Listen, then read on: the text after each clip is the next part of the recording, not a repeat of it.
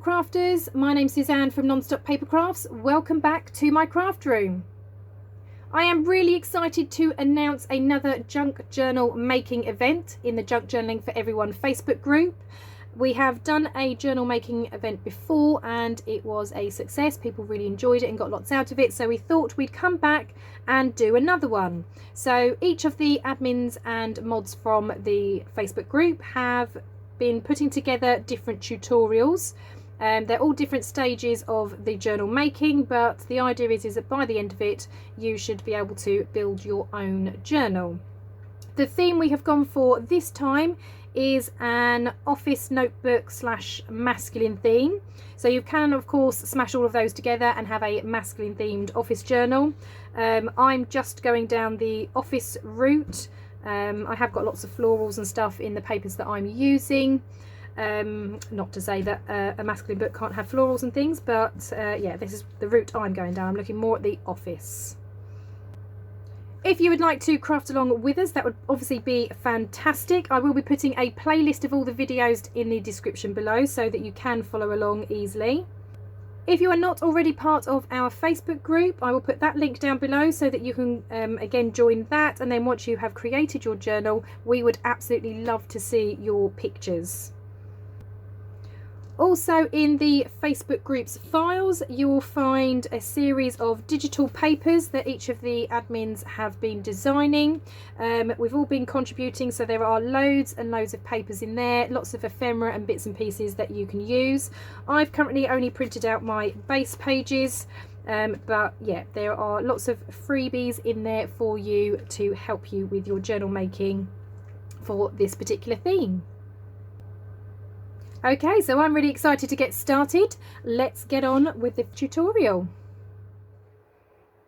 Right, so I am now at the final stage where I'm ready to sew my signatures and get them into my journal cover. Now I am not sewing these directly into my cover. I am going to use a 3-hole pamphlet stitch, but I want these notebooks to be loose. I will, however, show you how you might sew them into your cover if that's what it is you want to do. So the first things you need to prepare are just making sure that your signatures are ready. So going through, checking through your papers. If you've got shorter ones like this, just making sure they're where you want to be in there, because you could have them at the bottom or at the top or wherever. I've just gone for the middle. And then once you're happy, I kind of just bow so everything kind of knocks to the spine, and then I put my clips in just to hold all of the pages in place. So that's how I prepare my signature. So I just get it all together. I have it open like this, and then I just put clips in just to keep all of the papers together and keep them still while I am sewing in. And then I've done that for both of my notebooks. So as I said, I'm not sewing these directly into my signature, into my cover, sorry, but I will show you how you could if that's what you choose to do. So if you are going to sew them into a cover, you may also need then a piece of paper that's the size of your signature, the height of your signature. My piece of paper is just slightly larger, but it's just for demonstration purposes. But yeah, you want something that's the size of your signature, and a pencil. Now I am doing the 3-hole pamphlet stitch, so we're going to need 3 holes. Generally the middle one is in the middle of the paper, so I would just fold the piece of paper in half, give it a slight crease, and then I know that that mark will be my center hole. Okay, then it's entirely up to you. Some people have their holes quite close together, so they might go then for the middle distance between this marking and the bottom, and they'll go somewhere in the middle. I tend to go down about 1 inch, 1.5 inches, and do it from there. So that's personal preference, but you're going for 3 holes, 1 at the top, 1 at the bottom, 1 in the middle. So once you kind of figure out where you want your holes, you're just going to make again a marker, and then this will be your template. Okay, it's also a really good idea, because I haven't measured. If you do measure, then obviously you may not necessarily need to do this, but I'm going to put a T for top to know that this is my top hole, middle, and then obviously that's my bottom. So I'm putting a T up there to remind me that that's the top, because if I end up putting this down and then I pick it up and I'm measuring from this side, this distance may not be the same as this one. So that's just an easy way to do it. If you, like me, tend to make your journals that are an A4 sheet folded in half, and you're a beginner, you may want to perhaps keep a template if you have this as a kind of standard size. So all I'm going to do now is on the middle of my notebook, I am going to make my marks using my template. So again, I just make sure that all my signatures are in the right place. Sorry, all my pages in my signatures are in the right place. I'm just going to move that center one, and then all I will do is just using my template, I will butt it up into the middle, making sure that it's at the right place, and then using, let's move the cover a minute, using the marks that we have just added, I will just make little marks inside the journal, just so I know where I'm going to be poking my holes. Okay, and that's my markings made. If I'm then going to sew into my cover, so I'm just going to close that and move that to one side. If I was going to sew into my cover, I would also then, obviously I've got my elastic here, so imagine that this is an imaginary line. I would then hold this up here and I would put my markings there and punch my holes in those spots, and then that will line up perfectly with my signature. So that's all I would do, is I would just mark on here so my holes are in the same place. And obviously I'd do that twice because I've got two signatures, so I'd do markings here and then markings down there. To make your holes, you're going to need one of these. They're often referred to as pokey tools, but I think the professional name is an awl. They come in all different shapes and sizes. You can get ones with big wooden handles, which I think are the traditional awls. This is a We Are Memory Keepers one that I had because I've got a book binding kit, and then this was with it. So all I'm going to do then is where I have made those marks, I'm just going to poke my holes. So again, your clips come in handy because they hold everything together. I do suggest keeping this as closed as possible because the papers do shift, so keep it as closed as possible when you're doing it, just to make sure that you are poking in the right spot. So I kind of hold it all together. I always do the middle first. You don't have to, but I do the middle first, and then obviously minding your fingers, just give it a push and a twist and you'll see you're all coming out the other side. Okay, then you take it out, you go up to your next hole and you do the same. So I tend to, like I say, close my book, give it a push and a twist, obviously minding fingers, and then creating a hole, and then coming down the bottom and doing the same.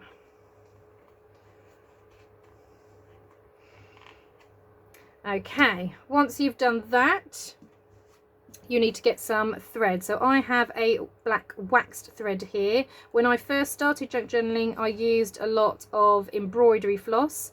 Embroidery floss is absolutely fine. Wax thread is easier because of the wax coating, it just glides through the papers. So yeah, I prefer to use a waxed thread, but like I said, embroidery floss is fine if that's what you've got. Some people, when they're doing this, they do kind of 2 heights of the book. I go for 3, just so I know that I've got plenty of thread to work with. And then all you're going to do is just snip there. You're then going to need a needle. Thread your needle. Another reason why I like the wax thread, because it lays flat, so it's easy to thread. And then you need to, I'm going to do the small one first because that's loose. I'm going to pop it through there. Oops. And you pop it through the middle hole first, out to the back, and pull. And then I normally pull the thread so that it comes to just outside the edge of the paper here. So I've got a little bit hanging out, and then that will give me plenty to tie off at the end. Then it doesn't matter, you can either do top hole or bottom hole first, it doesn't matter. I'm going to go top hole. Again, it always helps to kind of lay the book flat, because then your hole should be all lined up. I can tell you now, as an experienced person doing this, it doesn't always work, and sometimes you do have to kind of fiddle through the pages, but this time clearly luck is on my side, and that was absolutely fine. I'm now going to come down the middle, and I'm going to go back out of this hole at the bottom. Okay, so this thread is going over the top all the way down the middle, and I've still got this one hanging out. We're going to come back in through the middle, and this time we want to try and come this side of the thread, because I've got this one on this side. We want to come on this side of the thread. So this is the bit that kind of gets a little bit fiddly, always coming back through that middle hole. I can guarantee it doesn't happen easily, like I have said, but if you try and lay your papers flat, that tends to help. Okay, so I've got it through that bit. Just give your needle a bit of a pull, make sure all the thread's coming up, and then I need to go in through the middle of this piece as well. Okay, but like I said, you want to make sure that you are the other side of the thread, and then pull up through, and then I can now take my needle off. Okay, so I've now got a piece of string either side. You're just going to gently start pulling, because obviously you want to make this middle bit tight. Okay, so just give it a gentle pull, and then once that you're happy that it's nice and tight, but not obviously too tight that you tear the paper, so I just normally give it a little flick. So long as it feels taut enough, I will then just tie my knot. Okay, and I do this 3 times just to make sure it's not going anywhere. Okay, then it's entirely up to you. Some people like to leave a bit of thread down. I tend to go down to about the end of the page and then leave it like that. You can of course snip it really short if you want to, but I quite like the little bit of thread. You can of course then take off your clips, and now you have your signatures. It's often best to kind of open up and just kind of press down, just so that the pages start flexing around the string. But then yeah, that is one done. Okay, I will show you again just so you can kind of see the process again. So I've got my pages clipped together. I will just make sure that they are all sitting towards the bottom. So just adjusting my clip. I'm going to use my template again, so T for the top. I'm just going to line it up, make my marks,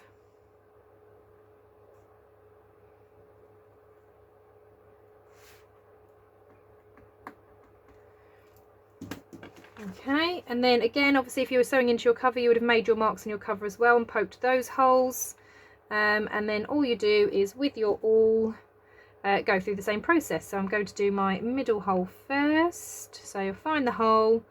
I'm just going to make sure that my pages are in the middle, that's right. So finding the hole, finding the marker, sorry, making my hole, so giving it a bit of a push and a twist, minding my fingers because the awl is sharp, and then doing that for all 3 holes. Lots of rookie mistakes that I've made while doing this is I've had pages that are upside down, so that's why I always recommend to check your pages before you start this process and sewing it in, because quite often I have sewn things in upside down. I mean, luckily this obviously is has writing on that's clearly upright, but I have sewn signatures in upside down, so always best to check. So again, using my thread, I'm doing it 3 heights of the signature, threading it on my needle. Oops.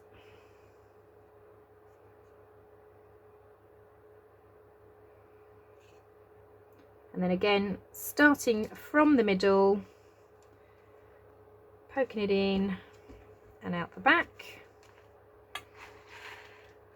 Like I said, pulling it so it's just outside the page, in through the top. Make sure it comes all the way down the middle, out through the bottom. And then the tricky part is always getting it back in through this one.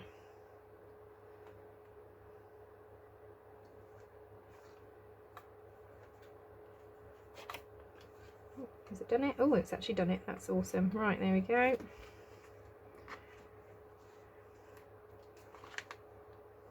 And I can take this off. Like I say, just give it a tug just to tighten it up. Check that they're taut. Obviously, like I say, you don't want it too tight that it's going to rip anything, but tight enough that it's then going to be holding everything in place. And when you're happy, 3 knots. Well, you certainly don't have to do 3. I like to do 3. Okay.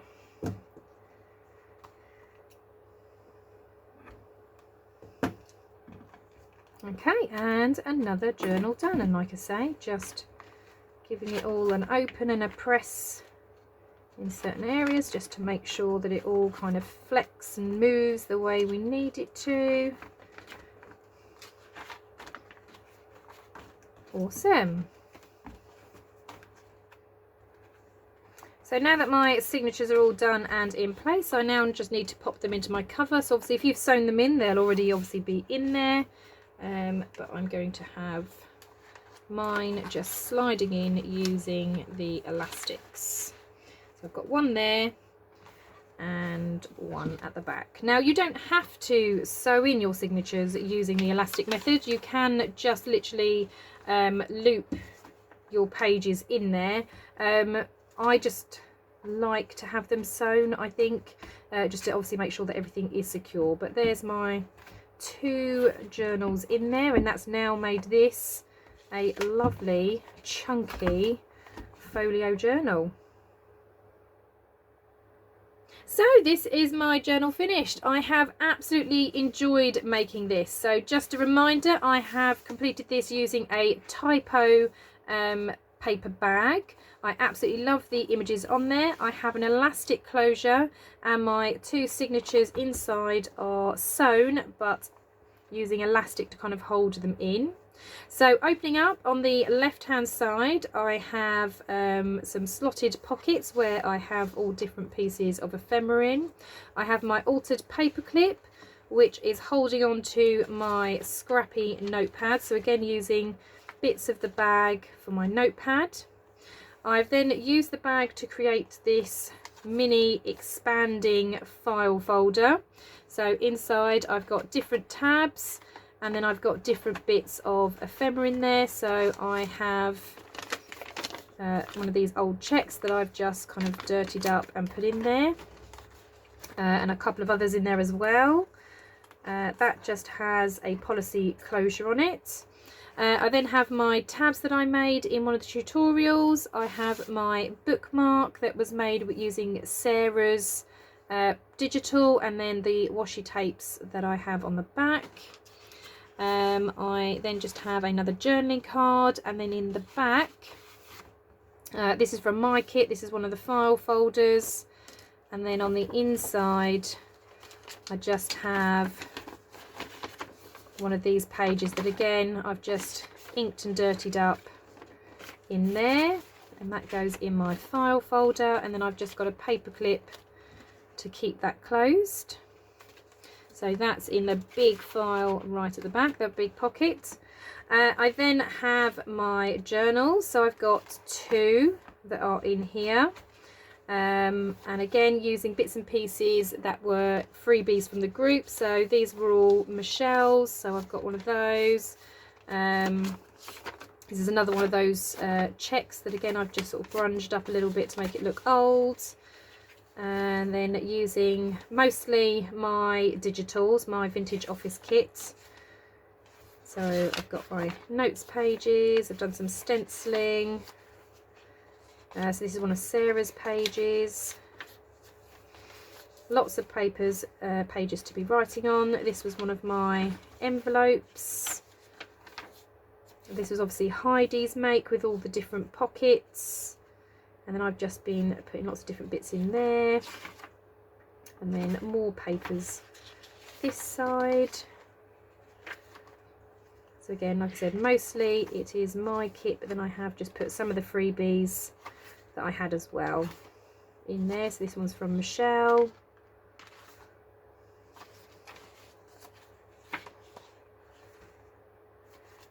And then my second signature looks pretty much the same. So again, using some of the freebies, but then mostly the papers are my digital kit, with again some of Sarah's in there as well.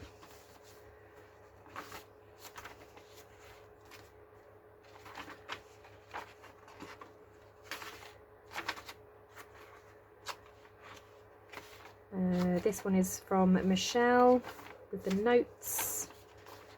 Okay, and then on the other side then I've got another policy envelope. So again, using the bag, and we've got the word typo there. So I've just put some tea stained paper in there to be used. So that's in that one. This then opens up. I've got my little pockets, so I've been making little ticket strips, so they've gone in there. Got another one with ticket strips to go at the top there. This was one of my little sort of like mini printables from my kit that goes in there, and then again these are all bits from my kit here. So some of the tags and the journaling cards, that's one of my postcards from my kit. In the back, some typewriter paper, and then I've also created on a laminated sheet. So this was one of the backings from Sarah's printable, and I just thought this would make a nice sort of writing board. So I've laminated it, and it's quite stiff. So if some of the pages are a bit tricky to write on, then you just sort of pop this behind, and then you are able to do your writing. And that is all of my folio. So that tucks away in there. That tucks away on that side, and it all closes up nicely. Well, thank you so much for joining in with us and watching all of the tutorials while we make this office/notebook/masculine journals. It's been really great seeing what everybody else has been coming up with, because as I say, although we're working all from the same kind of idea, lots and lots of variety in the group, which is absolutely amazing. If you want to check out what everybody else has been doing, then come and find us in the Facebook group. I'll put the link down below. It'll be amazing to see you there, and if you're having a go, we want to see your photos too. I have put in the description below a link to all of the tutorials, so if you want to follow along and do some of the makes that we've got here, then the playlist is down below, and that includes all of the admins that have contributed videos to be able to make this journal. Well, thank you very much for joining me today. I hope you have a wonderful crafty day, and I will see you in the next video. See you later now. Bye bye.